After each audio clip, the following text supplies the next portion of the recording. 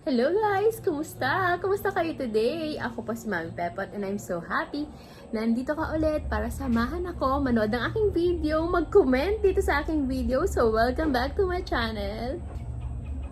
Kung napapansin nyo, meron tayong magandang display ng air plant dito sa aking pinto. So, this is our topic today. Samahan nyo ako as I DIY this air plant decoration.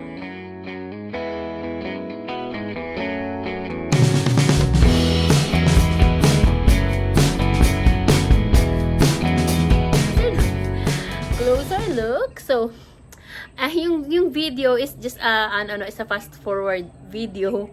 So, nung habang ginagawa ko ito, yun lang naman i-share ko sa inyo kung how I did this. So, tara, panoorin na natin yung video.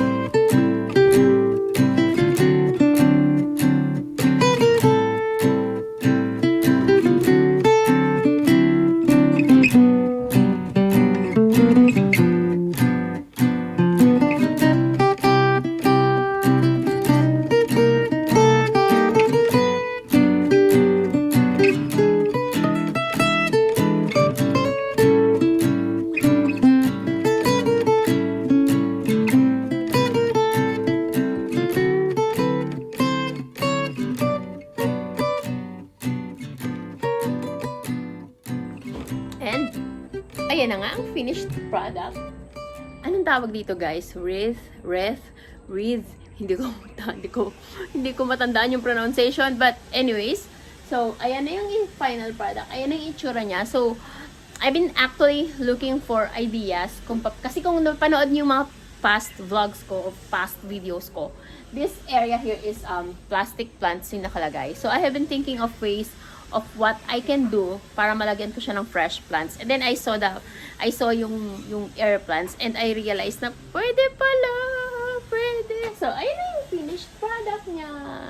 So, ayan, may idea na kayo how you would design or decorate or create or ano ba tawag doon? Display your air plants.